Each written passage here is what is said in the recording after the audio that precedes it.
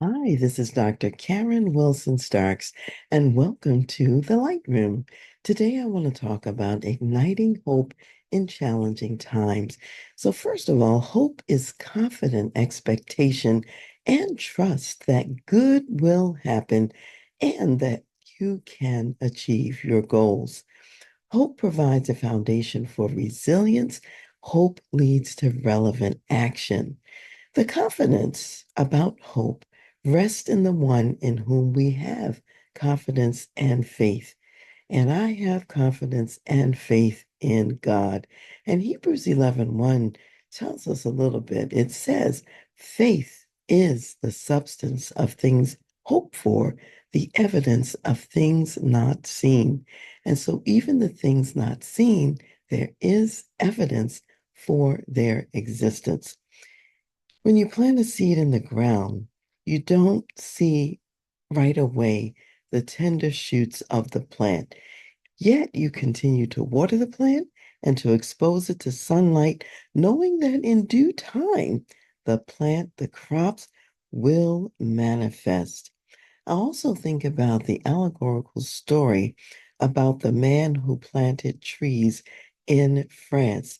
For more than 30 years, starting in 1913, he had a daily discipline of planting a certain number of trees.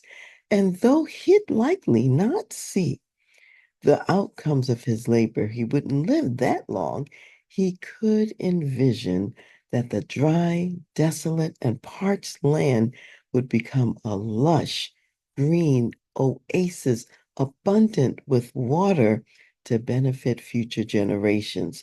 So when you embrace hope, you see beyond the tangible, visible world to future possibilities.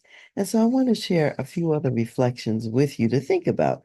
Number one, remember examples from your life and the lives of others from the past. These could be your ancestors, historical figures, people you know personally or don't know personally, yet they triumphed over odds and they did so that we might have life today. I think about my paternal grandmother.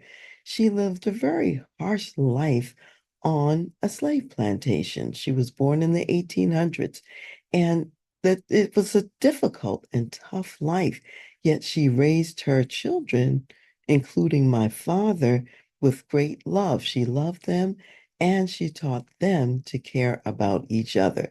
So later on, when her children became successful, they were able to come back and to get my grandmother and my father off of the slave plantation to a better life. Number two, remember God's promises.